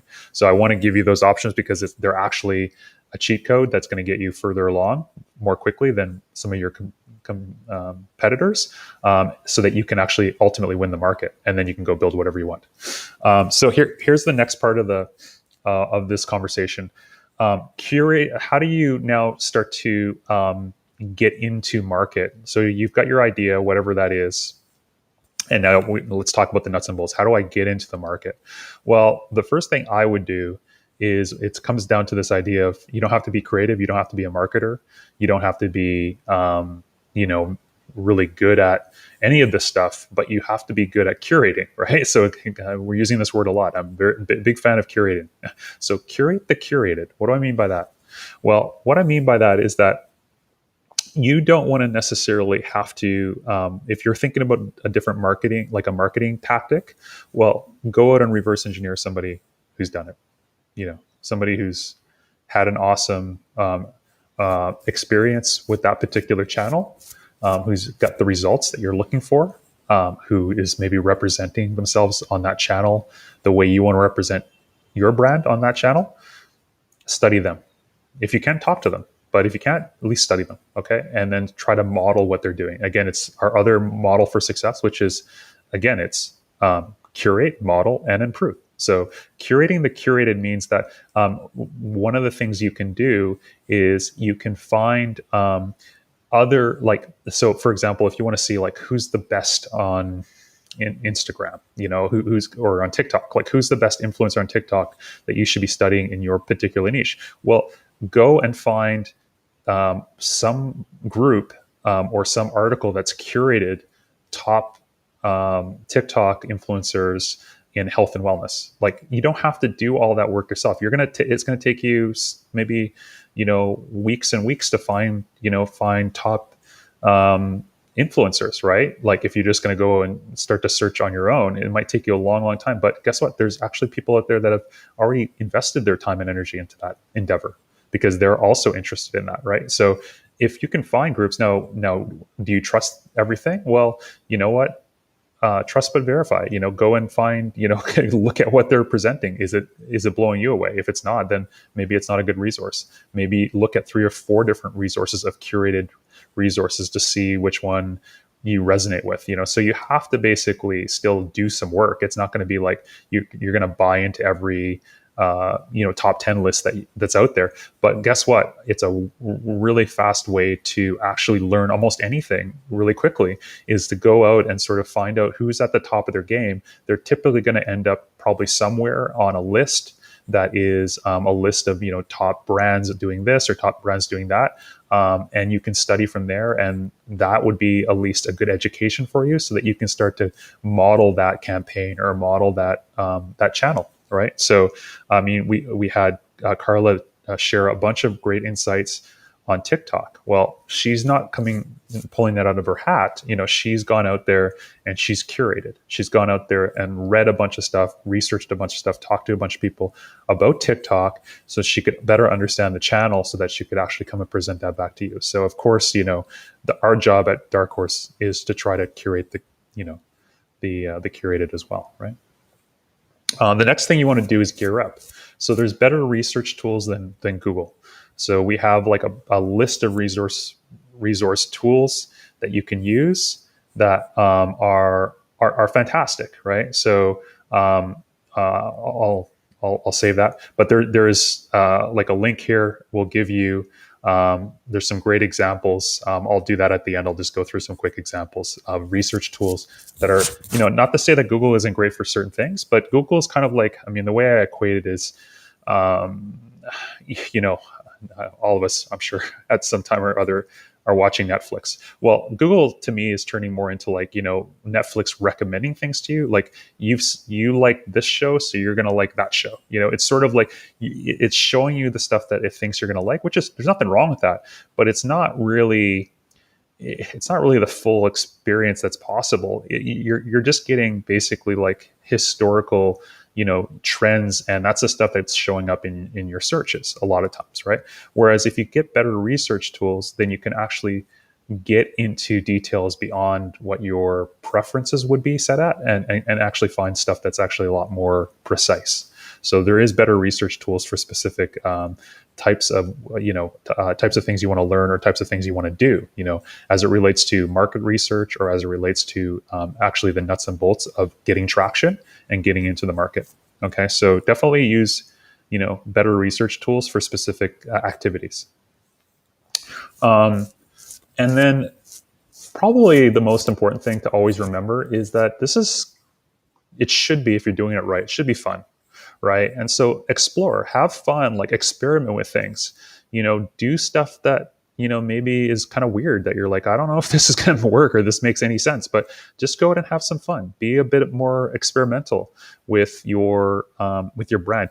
A lot of, if you talk to a lot of entrepreneurs, especially successful ones who have built, larger businesses, and, and they look back, they always love the early stage of their business. A lot of times, like they always sort of almost like, regret, that they're not working on it in year one again. And why is that? Well, a lot of times it's because it's so fun in year one, because you're year one and year two, and like the early phase, because everything is new. Everything is a test. Everything's an experiment. It's a lot of exploration. It's a lot of discovery, and it's a ton of fun, right? If you're doing it right. And so, and especially if you don't have that pressure of having like investors, maybe breathing down your neck or something, going, hey, like, where's my money return? Where's my ROI?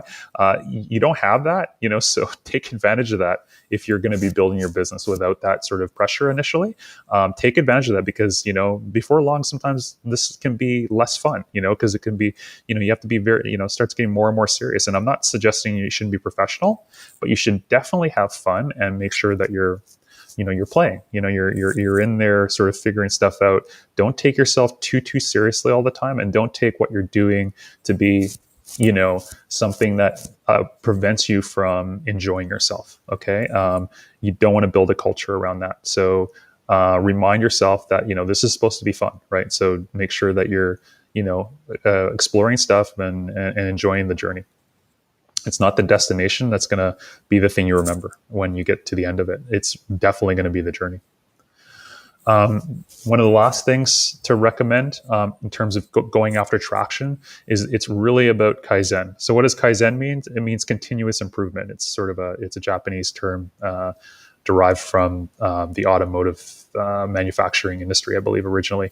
Toyota might have sort of popularized it. But basically the idea is that Honda or Toyota, I can't remember. But anyway, it doesn't matter which automaker. But the bottom line is that this idea of Kaizen is continuous improvement, and this idea that every day is an opportunity to continue to build upon the day before and the prior accomplishments, learnings, failures, and successes. Because it's not going to be a straight line, right? So you want to learn from everything and keep to improve. This also lends to consistency. So Kaizen also sort of refers to the fact that you're continuously moving forward. So even when you have some missteps, there's some consistency there. So the people that are going to win on TikTok are going to be the ones that are applying Kaizen. They're going to be consistent. They're going to be on the channel for a long period of time. They're not going to just go on there for like a month and then sort of give up and move on. They're going to go on there and they're just going to keep moving forward, and they're going to keep improving on their best practices that they've learned and learning new ones. And as the things change, they're going to just keep improving, and they're going to be the ones that conquer on that channel, right? Brands, same thing. Like most entrepreneurs that are successful, it's 10 years to overnight success, as they say, right? So it's taken them a long time to get to wherever they are when you're seeing them and you're impressed by them. You're not seeing all the work they put in to get to where they are, right? You're just seeing them sort of in that sort of highlight reel, right? And so it's the same thing with your brand and you have to apply Kaizen with this marketing game and going after traction. Everybody starts with one customer. Everybody starts with one fan. Everybody starts with one follower. Whatever you want to look at as your measurement of traction.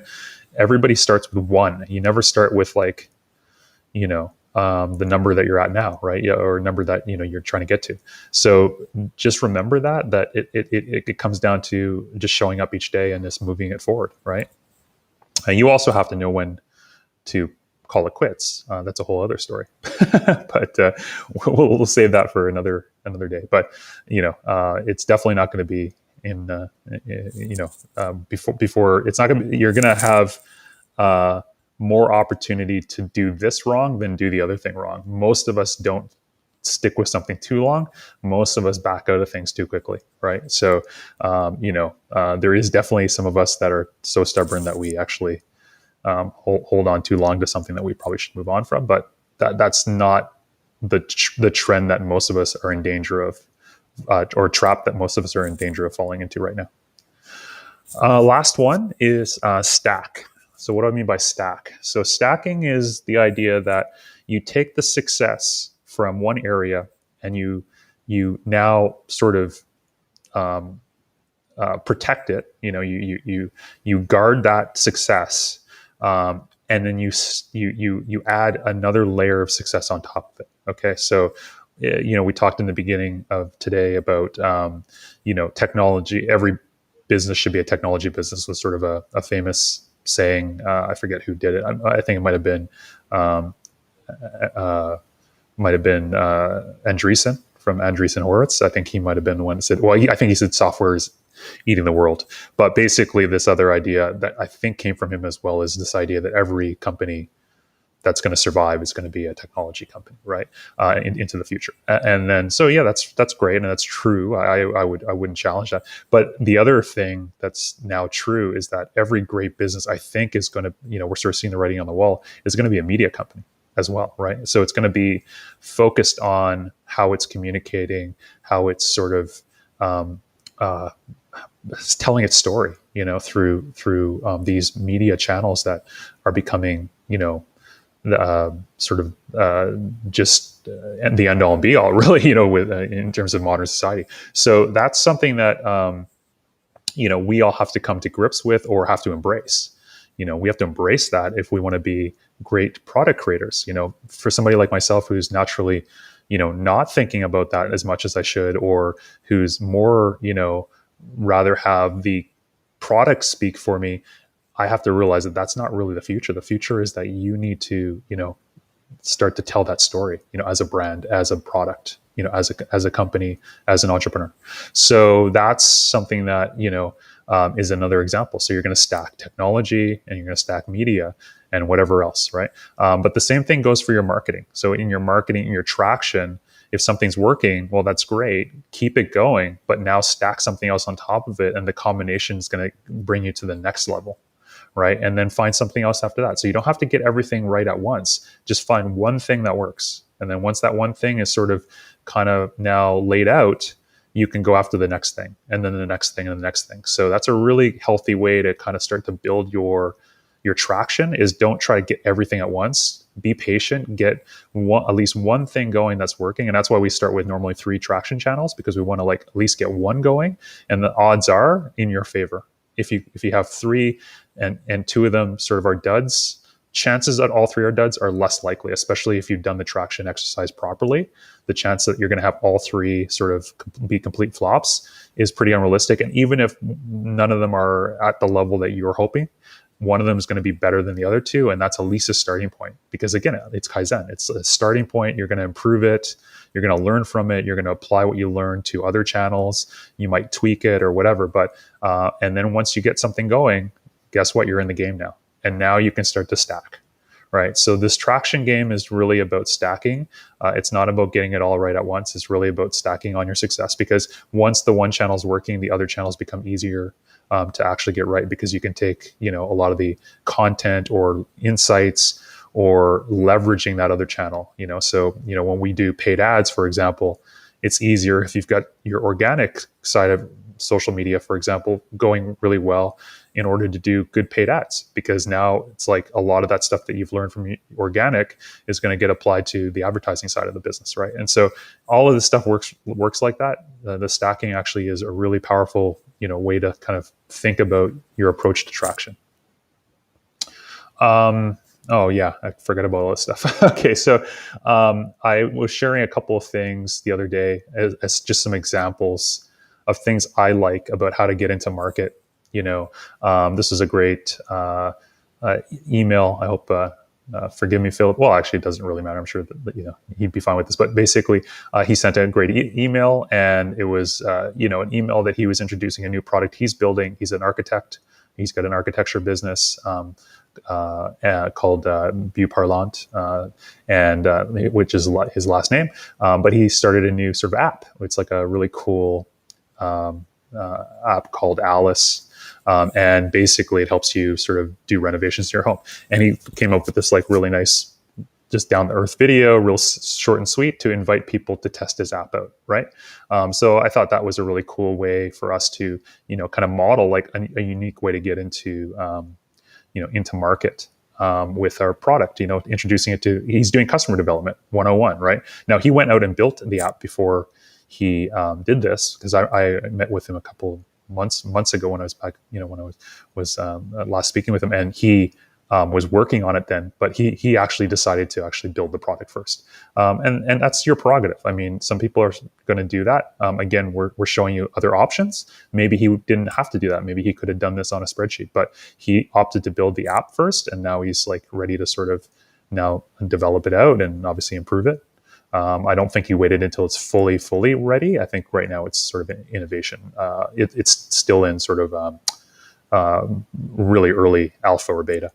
And then Rachel from our team, she did something similar as an experiment, which is awesome. So that was something that again, it's about modeling, and this is something that I totally endorse. It's I think we need to do more of this. Is when you find something that's good, go and test it yourself, see if it works. Model it.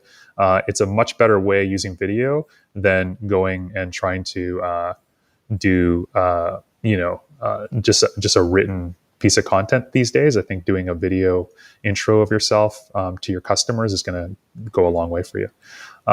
There was a couple of questions that came in from Stanley and Lindani from Bribe around basically, a lot of us are going to be approaching suppliers and creating relationships with vendors and stuff like that. And so, they were asking sort of do you have any recommendations. So hopefully this presentation helped a little bit with that. An example that Lindani had created to reach out. I took a look at this. Also shared it with a colleague of mine, Walter, and we were sort of looking at it. And I mean, there's nothing wrong with this, by the way. It's just sort of like, is there any way to improve upon this? This tends to be like, this is an email. The big things that I thought about when I looked at this was, keep it super simple, make it easy for the customer, for the person to say yes if you want to like actually have somebody respond to something that you're sending them, and definitely personalize it, right? And so it shouldn't be the team reaching out. It should be an individual. It shouldn't be sent to a group. It should be sent to a specific individual. So, sort of updated that for him as an example. This is like just an example here, but hi, so-and-so, right? This is so-and-so from Bribe, Lynn from Bribe. I see potential partnership between our companies, but tell me what you think, question mark, you've got solar systems, we've got customers, right? You're assuming the sale. Like put yourself in the shoes of the solar company you want to reach out to. They don't care about your product. They care about the fact that, or they don't care about, the fact that you want something. They care about getting more customers probably, right? So you want to start, to think about how do you connect up, that conversation. Now, again, you don't have customers yet, but you're committed to customer development. And obviously, if you can sell a product, there's a pretty good chance you're going to be able to build customers in South Africa with a solution that's helping them, get off of the reliance of the full reliance on the public grid, and then off of getting brownouts all the time, right? So this is something that you can assume the sale, and obviously you're building a long-term partnership. So before you're ordering lots of solar systems, you're going to be developing customers, and that's going to be your job. And so this is appropriate to say, right? We need to find the best solar installers in South Africa to service. It should be for South Africa, but that's fine. To service our growing list of renewable customers. If this sounds like you, please get back with your details plus experience, and we'll set up a call to see if it's a good fit. Talk soon. So again, this is like, maybe this isn't the perfect email, because I think there's some things now that as I'm reading it that I would probably improve upon. Maybe be, a little bit more like, the last sentence. I think there could be some improvements, but bottom line is I think it's personal. It's sort of short and sweet, to the point, gets you, into a conversation ideally. And that's all you're trying to do. You're trying to start a conversation with this outreach thing, right? And so one of the things we have to do is remember that our customers aren't always going to be the end customer. Sometimes we need to also now reach out to suppliers and, potentially partners that are going to help us get into market. And so a lot of times, how are you coming up with these emails? Well, the one thing you can do is obviously go and, like I say, curate. Go and find stuff that you love that, like there's lots of sites. Like if you just even using Google, you could type in like, business emails, best, outreach emails to vendors or whatever, right? And you'll see list after list after list of like top emails, and go take one that you like and then model it, right? Like do the research. Don't just try to write it from the top of your head necessarily. Go and find like something that, other people have said works and has been really effective, and take ingredients from that. It doesn't mean you can't still write your own original email, but you want to take ingredients from something that's already been successful for other people, because it's probably a good place to start. You're probably going to learn a lot of things that it will take you a long time and a lot of failure before you actually figure a lot of these little details out on your own. Like a great example for this is like personalization, making sure the email is very personal. There's not anything technically wrong with the first email that the Bribe team wrote, but again, it's a little chunky, it looks a little intimidating. I wouldn't want to read, like, I don't even want to read this right now, because it's like, it seems like a lot to read, right? Even though it's not, it's the same amount, almost the same amount of probably words as the next one, but it's just not, it's little details like that matter, right? Like spreading out the sentences. To whom it may concern. That's a turnoff for me automatically. If I'm getting this in my inbox, I'm like, oh, junk mail, So things like this is like when little details, you can learn these things by studying somebody who's already been successful at it, and then they're going to give you those tips, and you can apply those to your own email, right? So that's an example. It's not doesn't mean this is a honestly, I rate this one now that I'm reading it again. Well, I think we whipped it off pretty quickly. There's a few things here I'm reading it now, I'm going, this wasn't great, but that's okay. Kaizen, it's going to be better. The next one we send back to the bribe as a suggestion, I'm going to fix that last sentence there, so it's even better. But bottom line is that it's still an improvement, right? And that's the key, is that you want everything to continue to be an improvement of the previous, right? So thank you very much. I know that was a lot to cover, but I think there's some stuff in here that was hopefully useful. I did say I would share the research tools document. So I'm not going to waste your energy, talking to each of these, but there's lots of great examples on here, including, of course, social media right at the top, using bookmarks and extensions. When you see something that you love, save it, right? In any case, right? Just start to create your own best of lists. That's the best way to start curating. If you see something you love, somebody on social media, start to pin it, start to think like an entrepreneur, like a creator. Don't think like a consumer, think like a creator. As a creator, if you see something that you love, chances are there's a reason why you did, and you can probably apply it to your own brand. So this is a great way to start to build up your own personal, sort of best of files on almost anything, right? Then there's a bunch of other stuff here that you can look at, from Reddit to all sorts of things. There's lots of things. Well, actually, we're going to do a workshop coming up on how to, use some of these tools and where to use them, because there's some really powerful stuff in here that, we've sort of found over the years that have, really done a good job for us getting to some good results with learning stuff. So anyway, but that's another for another day, and I will stop it there.